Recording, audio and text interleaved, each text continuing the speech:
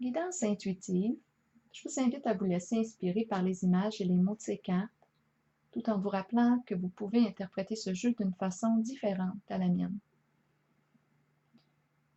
Ici, en ce tirage, avec la carte de l'intuition à l'endroit, je rencontre une personne qui se dépose, qui se met en mode de réceptivité. Je l'aperçois disponible. Elle se met à l'écoute de son intuition, de sa guidance intérieure. Elle observe ce qui se passe à l'intérieur d'elle-même. Elle se met à l'écoute et en présence de ses sensations, de ses émotions. Elle accueille, elle s'accueille. Elle prend un temps ici pour elle. Avec la carte de l'équilibre à l'endroit, je ressens une protection autour d'elle. Je ressens la sécurité. C'est une carte d'équilibre, d'harmonie, de paix, de droiture, de justice. La paix semble être l'état intérieur choisi. On aime la vérité avec la carte de l'équilibre. On aime aussi que les choses soient claires.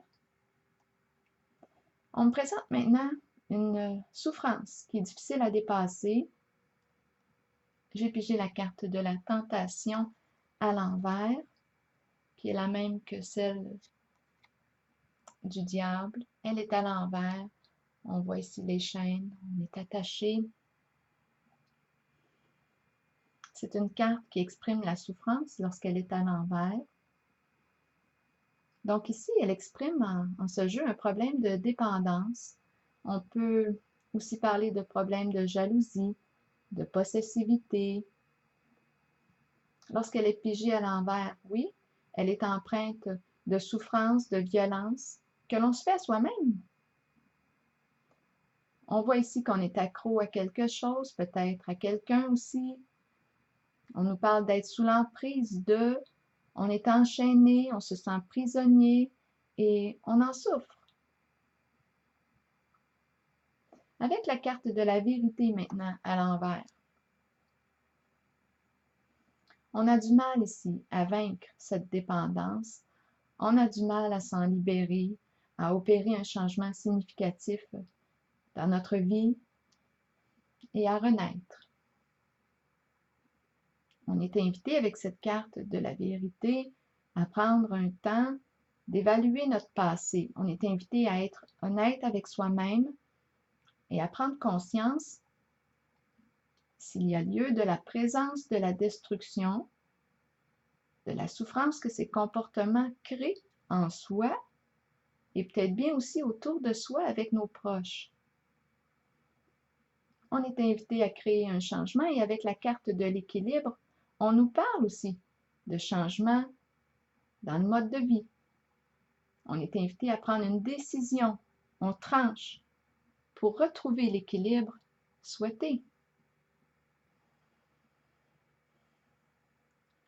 C'est important de se rappeler qu'on est toujours libre de nos choix.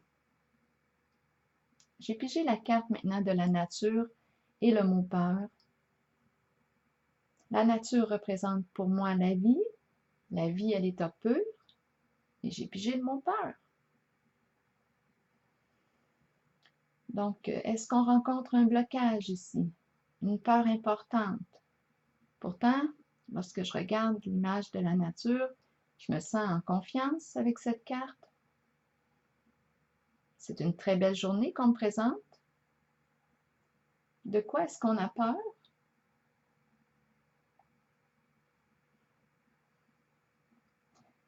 Ce qui me vient à l'esprit, en jumelant les deux cartes, c'est la peur de vivre. Je vous lis maintenant le message associé à la carte de la communication que j'ai pigé de mon oracle de l'âme intuitive. Les mots-clés de cette carte sont parler, agir, écouter, avoir des opinions. Il est temps d'agir et de commencer à communiquer avec les autres. Commencez à émettre vos opinions aux autres, puis faites-le avec de plus en plus d'intensité et soyez entendus. Il n'est pas toujours facile de le faire, surtout si vous avez gardé le silence pendant trop longtemps. Vous êtes important et les gens ont besoin de vous entendre. Peut-être constatez-vous aussi que vous avez vous-même besoin d'écouter les autres lorsqu'ils communiquent avec vous. Vous devez prendre un temps d'arrêt, laisser votre ego de côté et agir selon ce qui vous est suggéré. Fiez-vous à votre instinct concernant l'opinion des autres, mais souvenez-vous que la communication est une clé pour vous exprimer. Vous développerez ainsi une confiance mutuelle avec les autres, sachant qu'eux aussi peuvent communiquer avec vous. Alors voilà, je termine ce jeu ici et je vous souhaite une très belle journée.